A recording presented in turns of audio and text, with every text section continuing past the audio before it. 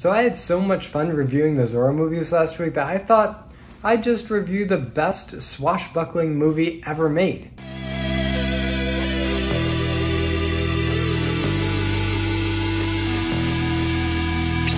The Adventures of Robin Hood. So The Adventures of Robin Hood came out in 1938 and was directed by Michael Curtiz, one of the best directors and my personal favorite director of all time.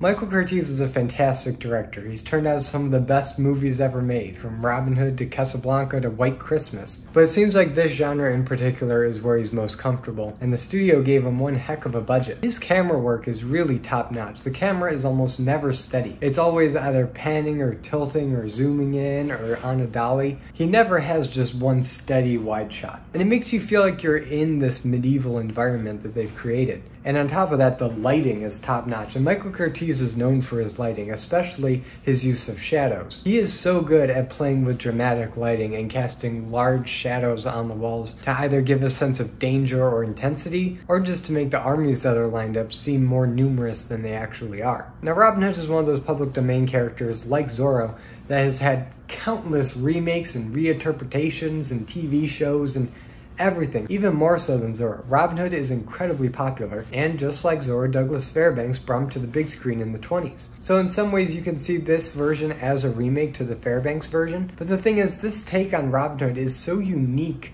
to this version that really no other version has done it quite this way. And that is, while the story is mostly borrowed from the Ivanhoe legend, the style and aesthetic and characterizations are much more in line with the Howard Pyle telling of Robin Hood, which is the most prominent and well-known version out there. And Pyle makes a point in the preface of his book to say that this is not a fairy tale, nor is it history. He says that these legends are strictly in the realm of fantasy, which means all the characters laugh, drink, eat, fight, all the time, and sometimes at the same time. In fact, there's a scene in the book where Little John and the Sheriff of Nottingham are going at it, and they take a break for lunch. They have some beer, they have some food, and then once they're all digested, they go back to fighting. That's the world of fantasy that Howard Pyle depicts. And as far as I can tell, this 1938 version is the only version that takes full advantage of that premise. The characters in this version have fun. They laugh. The merry men are merry. There seems to be a tendency in these more modern remakes of Robin Hood, Prince of Thieves, to suck all the joy and fun out of Robin Hood and his merry men. They want to make it so serious, so grounded. And to be fair, there is a place for that. And Robin Hood does lend itself to a lot of diverse interpretation. But I am shocked that there aren't more upbeat, adventurous takes on Robin Hood. You have the 1938 version and you have the Disney version. That's about it, guys. But the 38 version of Robin Hood thrives on this because you're not supposed to take it super seriously. You're supposed to have fun with it. You're supposed to get excited when you see Robin Hood and his merry men jump out of bushes and take the king's gold. And you're supposed to snicker at how Prince John, Sir Guy, and the Sheriff of Nottingham all just enjoy being evil so much. It's not realistic at all, and that's the point. And I think it's this more self-aware take on Robin Hood. Not to the point of parody, mind you. I mean, Mel Brooks covered that. But the idea that it's taking you to this romanticized, idyllic period in history where people had fun and they had freedom, and when freedom was oppressed, they took matters into their own hands and fought back. And had a great time doing it. And who can't get behind that message? But let's get down to the casting, because the performances in this really do make this movie as endearing as it is. These personalities just leap off the screen. And let's start with the Earl of Locksley himself, Robin Hood. So Robin Hood is played by Errol Flynn, and this is the most natural I've ever seen Errol Flynn in a movie. He is just so good as Robin Hood. He brings the physicality to the performance. He can swing a sword with the best of them, and he does. But he also brings this confidence that he can outsmart anybody in the room, whether physically or verbally. Just look at this shot with him walking into Prince John's banquet with the deer that he illegally had shot draped across his shoulders.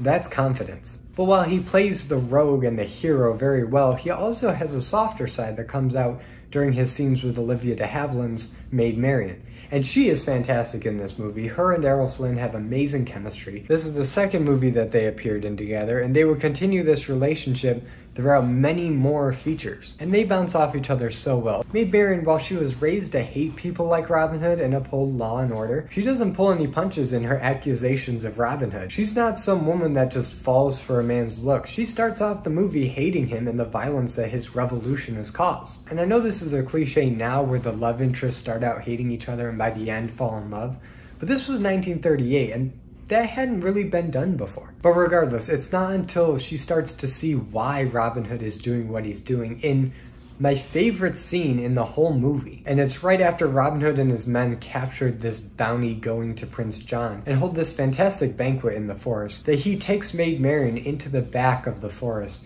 where all the poor people are, and she sees firsthand what these oppressive taxes are doing to the common people, and her eyes start to be open. And this scene is so crucial to the story, not just for Marian's arc, but for the audience. And that's because there has always been a debate over whether the character of Robin Hood is the hero or the villain of his own story. Robin has been labeled a hero, a vigilante, a terrorist, and any other name you could think of. So letting the audience into Robin's moral center is a great and effective way to have us rally behind him for the rest of this movie. It's a short scene, but it's so effective. But of course, Robin has a great band of merry men behind him, including Alan Hale as Little John. And I couldn't think of a better Little John. Alan Hale is a big guy with a great sense of humor and a quick wit, and he's just the perfect Little John. But we've also got the most accurate version of Will Scarlet ever. Now, I'm a fan of Robin Hood, but I'm also a fan of Will Scarlet. And in 99% of the versions out there, Will Scarlet is shafted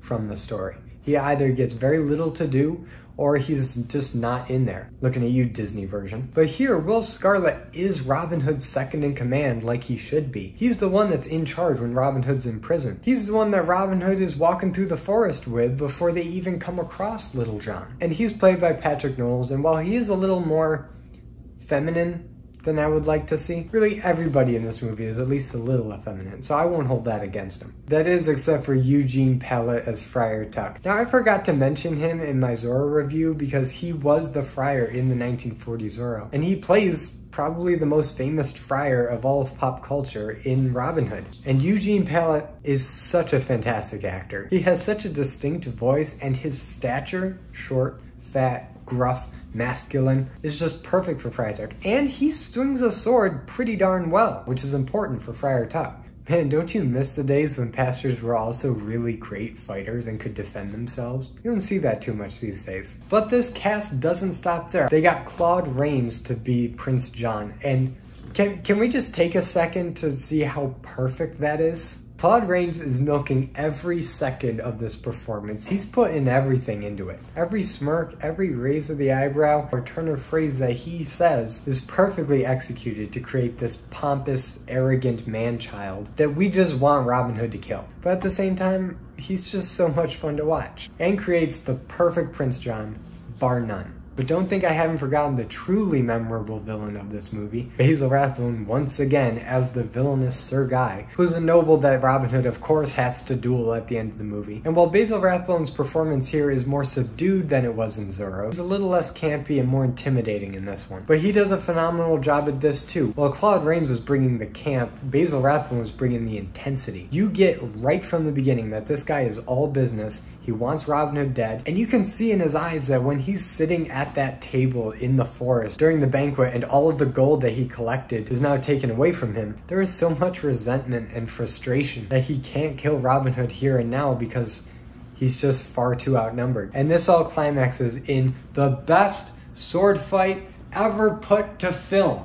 And yes, this is including Star Wars. Let me set the scene for you. Robin Hood, his merry men, and King Richard the Lionheart infiltrate and disrupt Prince John's coronation to be king. Swords are drawn and a battle immediately breaks out in the coronation room. All the tension between the Normans and the Saxons has finally come to a head, and it's erupting right in front of us. And of course, Robin Hood and Sir Guy take this opportunity to finally fight. They go at it and the duel begins. Now, as impressive as the duels in the Zorro movies were, this fight takes the cake because not only is it a choreographed fight of masses of people in this throne room, but you also have the more intimate duel between Robin Hood and Sir Guy, and that fight spans practically the entire castle. You see this iconic shot of the two of them fighting on a staircase, which I just want that image on my wall somewhere. It's so beautiful. But as it progresses, they fight their way down hallways and around candelabras, and there's even a really quick moment where Robin Hood actually throws candles at Sir Guy. Now, I don't know if that was choreographed, but something tells me that Errol Flynn improvised it. But that's still not it, because next we have this incredible tracking shot where the two fighters slip out of frame and you see their shadows fighting in real time displayed across the center pillar. And in the same shot, you see them go back into frame, continuing the fight. Best sword fight ever put to film. But every duel, no matter how incredible, needs to come to an end, and this one comes to a pretty satisfying conclusion, with him falling off a ledge to his death. That is how you do a worthy climax to an already fantastic movie. So yeah, the 1938 Adventures of Robin Hood is one of my favorite movies of all time. Every time I pop it in, it just makes me happy, just like the Zorro movies. This fits right in with that swashbuckling adventure, carefree spirit. And as for Robin Hood adaptations, this is by far the best. And it's kind of sad that so few adaptations even come close to the kind of grand scale and, more importantly, the sense of humor and fun that should come with Robin Hood. Now, that's not to say we haven't had humorous Robin Hoods. Again, look at Mel Brooks and look at Disney. But for me, those two are more like a parody of Robin Hood than an actual retelling of the story. Although the Disney version does walk that line very cleverly. But now I leave it to you. Comment below, what is your favorite Robin Hood version? Is it the 1938 one like me, or was there something in another version that really stuck out to you? And I know this is a side note, but I didn't know where to put it in, but there is a version of Robin Hood on Netflix right now. And I can't remember what it's called, but it's surprisingly good. It's very low budget. It doesn't have the merry men laughing and drinking and having a good time, but it handles the serious side of Robin Hood really well. I was impressed by it, so check that out. And if you like this video, be sure to give it a like and subscribe for more content, and hit the notification bell to be notified every time I upload a video. And as always, I'm Colby. This is my Nerdy Talk, and I'll see you in the next video.